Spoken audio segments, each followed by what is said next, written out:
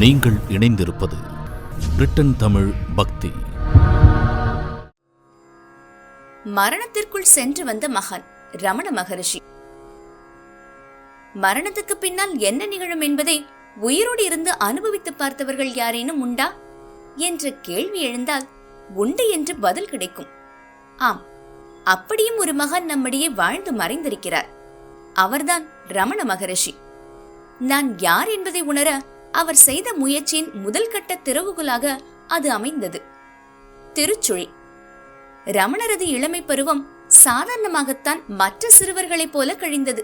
ஆனால் அவர் திண்டுக்கல்லில் படுத்துக் கொண்டிருந்த போது திருச்சுழியில் இருந்த அவரது அப்பா எதிர்பாராத விதமாக மரணமடைந்த செய்தி கிடைத்தது. 12 வயதான சிறுவன் வெங்கட்ராமனுக்கு மரணம் என்றால் என்னவென்று தெளிவாக தெரியாத நிலை. தந்தையின் மரண செய்தி கேட்டு தன் சகோதரனுடன் ஊருக்கு திரும்பி வந்தார். தரையில் கிடத்தியிருந்த தந்தையை கண்டவுடன் அவருக்கு வியப்பு மேலிட்டது.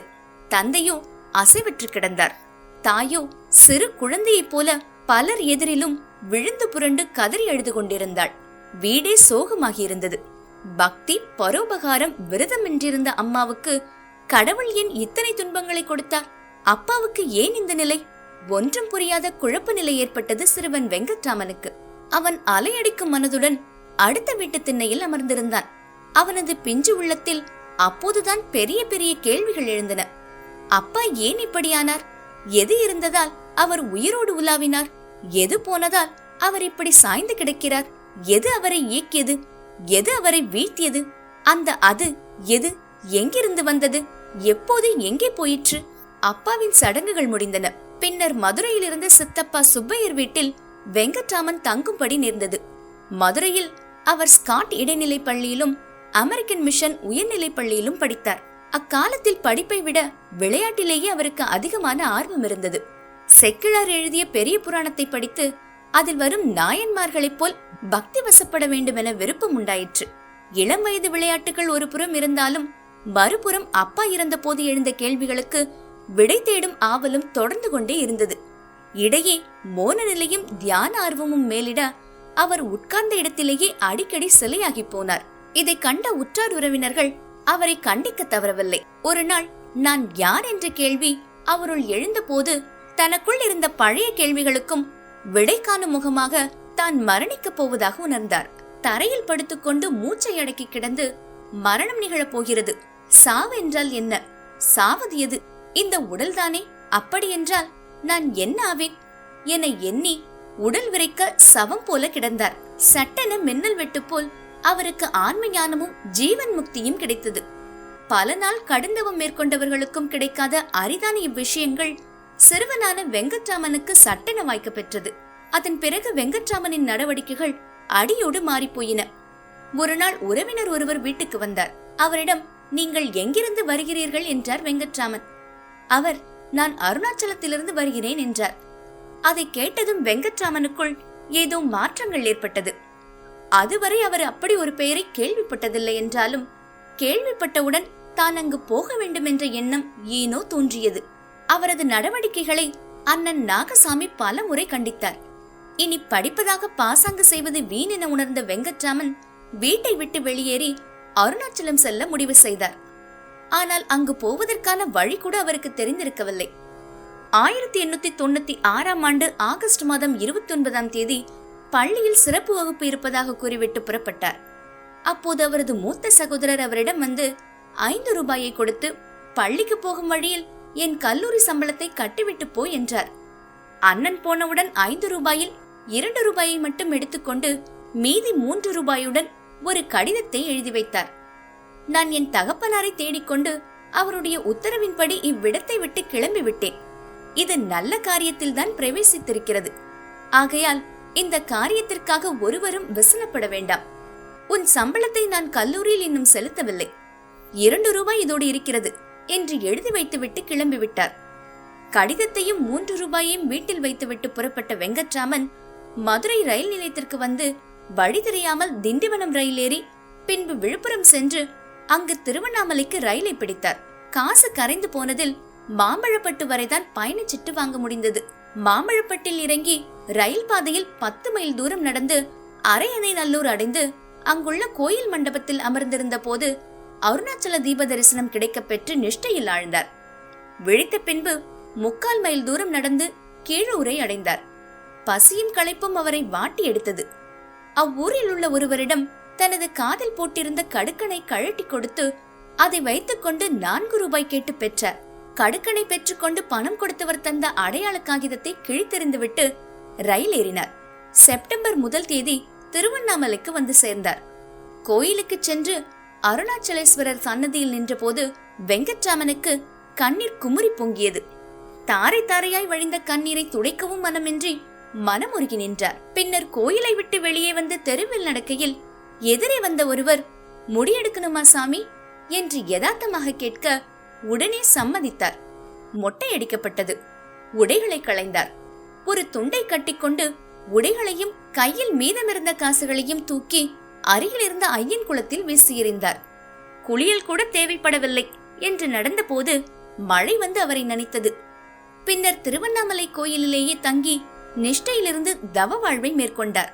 உள்ளூர் சிறுவர்களால் தொந்தரவு ஏற்பட்டதால் கோயிலின் பாதாளலிங்க அறை, சுப்பிரமணிய சுவாமி கல் மண்டபம், நந்தவனம், தோப்பு, வாகன மண்டபம் என பல இடங்களில் அமர்ந்து நிஷ்டையில் மூழ்கி போனார். அவரை கண்ட உள்ளூர் மக்கள் போற்றி வணங்கினர். அவரது புகழ் ஊரெங்கும் பரவத் தொடங்கியது. ஆனால் அப்போது அவரது பெயரை கூட மக்கள் அறிந்திருக்கவில்லை. ஆரம்ப நாட்களில் அவர் யாருடனும் பேசியதுமில்லை. இடையே ஒருமுறை அண்ணன் வந்த போதும் கூட அவர் பேசவில்லை. அண்ணனை அடுத்து அம்மா அழகம்மையே நேரில் வந்த போதும் அவர் பேசவில்லை. பக்தர் ஒருவர் மிகவும் கேட்டுக்கொண்டதால் அம்மாவுக்கு பதிலாக அவரவர் பிராப்தம் பிரகாரம் அதற்கானவன் அங்கங்காய் இருந்து ஆட்டுவிப்பான். என்றும் நடக்காதது என்ன முயற்சியாலும் நடக்காது. நடப்பதை என்ன தடை செய்தாலும் நடந்தே தீரும். இதுவே திண்ணம். ஆகவே மௌனமாயிருத்தல் நன்றி என்று எழுதி காட்டினார். அதை கண்டு மகனை அழைத்துச் செல்ல வந்த தாய் ஏமாற்றத்துடன் ஊர் திரும்பினார். இந்நாட்களில் ரமணரை தேடி வரும் பக்தர்கள் கூட்டம் பெருகியது.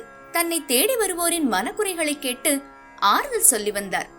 மலை குகைகளில் அங்குள்ள ஆசிரமங்களில் வாழ்ந்தார் ரமணர். இறுதி காலத்தில் தன்னுடன் வந்து சேர்ந்த தாயையும் பேணி காத்து வந்தார். ரமணரின் அண்ணன் நாகசாமியும் வந்து சேர்ந்து பின்னர் நிரஞ்சானந்தா என்ற பெயரோடு துறவியானார். 1922ஆம் ஆண்டில் ரமணரின் தாய் அழகம்மை மகனின் மடியிலேயே உயிர் துறந்தார். அம்மா சமாதி அருகே ரமணர் ஆசிரமம் உருவானது. பின்னால் அம்மாவுக்காக அவரது சமாதியின் மேல் அழகிய கோயில் ஒன்றை எழுப்பினார் ரமணர். அதற்கு பூதேஸ்வரர் கோவில் என்று பெயர். ஆசிரமம் அமைந்த பின் பக்தர்களும் சீடர்களும் பெருகினர். ரமணர் பெரும்பாலும் மௌனமாகவே இருப்பார். சில சமயங்களில் பக்தர்களின் கேள்விகளுக்கு பதில் அளிப்பார். ஆசிரமத்தில் இலை தைப்பது, காய்கறிகள் நறுக்குவது, அச்சகத்தில் பிழைத்திருத்துவது என்று எல்லா வேலைகளையும் ரமணர் செய்வார். உலகில் உள்ள அனைத்து ஜீவராசிகளின் மீதும் அவர் அன்பு கொண்டிருந்தார். ஆசிரமத்தில் உள்ள பிராணிகள் இறந்துவிட்டால் தகுந்த சடங்குகள் செய்து அவற்றை புதைப்பார். லக்ஷ்மி என்ற பசு இறந்த போது அதற்கு சமாதி அமைத்தார். தானே அப்பசுவின் மேல் ஒரு வெண்பா பாடி சமாதி மேல் அதனை பொறித்து வைத்துள்ளார். தோட்டத்து மரங்களில் உள்ள காய்கனிகளை கூட அடித்து பறிப்பதை அவர் ஒருபோதும் அனுமதித்ததில்லை. மனிதன் நடமாடும் மரம், மரம் நடமாடாத மனிதன் என்பது அவரது கருத்து. ஒருமுறை கீரைப்பாட்டி என்ற பக்தை சிவ பூஜைக்காக 1008 பாதிரி மர இலைகளை தேடியும் கிடைக்காததால் ரமணரிடம் வருத்தப்பட்ட போது, அவர் கிடைக்காவிட்டால் போகட்டும் விடு, இலைகளை கிள்ளி மரத்தை துன்புறுத்தி பூஜை செய்வதால் என்ன பலன் கிடைத்துவிடப் போகிறது? இலையே இன்றி பூஜை செய்தால் போதும் என்று அதற்கு பதில் கூறிவிட்டார். ரமணர் ஆன்ம தத்துவத்தை விளக்கும் அரிய பல நூல்களை எழுதியுள்ளார். உள்ளது 40, உபதேசாரம், அருணாச்சலத்தில் துதி பஞ்சாங்கம் என்பன அவற்றில் சில. ஆதிசங்கரின் விவேக சூடாமணி, ஆத்ம போதம் ஆகியவற்றை தமிழில் மொழிபெயர்த்துள்ளார். ரமணரின் சித்தாந்தம் ஆன்மயானத்தை குறிக்கோளாக கொண்டது. ஜடமான உடலை நான் என்கிறோம். இது தவறானது. உடல் தன்னைத்தானே நான் என்று கூறிக்கொள்ளாது. உடல் ஒரு ஜடம். நம்மில் உள்ள நிரந்தர உண்மை அறிவையே பூர்ண இன்பமாக அடைய பெறுவதே புருஷார்த்தம்.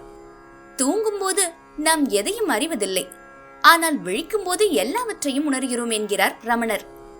ரமணரின் கருத்துக்களை ஏற்றுக்கொண்டவர்கள் அவரை பின்பற்றி ஆத்ம ஞானம் அடையவும் அதனை மற்றவர்களுக்கு எடுத்துச் சொல்லவும் ஆசிரமம் அமைத்து செயல்படுகின்றனர்.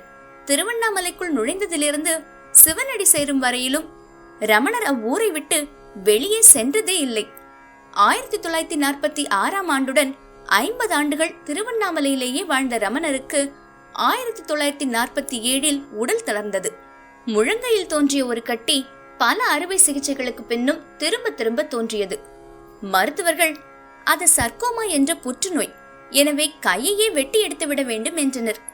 ரமணரோ, உடம்பு என்பதே நோய்தானே, இயற்கை அது வழி நடக்கட்டும், அதை ஏன் தடுக்க வேண்டும், காயமுள்ள இடத்தில் கட்டு போட்டால் போதுமானது என்றார். 1950ஆம் ஆண்டு ஏப்ரல் 14ஆம் தேதியன்று மாலை தன்னை காண வந்த பக்தர்களுக்கு தரிசனம் தந்தார். மரணம் அவரை நெருங்கிவிட்டதை அறிந்த சீடர்கள் ரமணர் இயற்றிய அருணாச்சல சிவா என்ற பல்லவியை பாடினர். தன்னை படுக்கையில் அமர வைக்கும்படி ரமணர் கூறினார். படுக்கையில் புன்னகையுடன் அவரின் விழியோரங்களில் பேரானந்த கண்ணீர் திரண்டு கன்னத்தில் வழிந்த போது இரவு 8:47 அவரின் ஆன்மா உடலை விட்டு பிரிந்தது. மனிதனாய் பிறந்து மகானாய் வாழ்ந்து பகவானாய் உறைந்து போய்விட்டவர் ரமணர். இன்றைக்கும் அமைதி இல்லாமல் செல்பவர்களுக்கு அமைதியையும் மனக்குறை உள்ளவர்களுக்கு திருப்தியையும் அளிக்கும் ஆலயமாக அவரது ஆசிரமம் அமைந்துள்ளது. திருச்சுழியும் மதுரை சொக்கப்ப நாயக்கர் வீதியும் திருவண்ணாமலையும் ரமண பக்தரின் யாத்திரை தலங்களாக உள்ளன. திருவண்ணாமலை ஆசிரமத்தில் அமைக்கப்பட்டுள்ள ரமணரின் சிலை உயிரோட்டம் உள்ளதாக அமைந்துள்ளது. அது விழியாலேயே பேசி ஆறுதல் அளிக்கிறது. விடை காண முடியாத கேள்விகளுக்கெல்லாம் ரமணரின் உபதேசங்கள் விடையளிக்கும். மேலும் இது போன்ற நிகழ்வுகளுக்கு இணைந்திருங்கள். பிரிட்டன் தமிழ் பக்தி.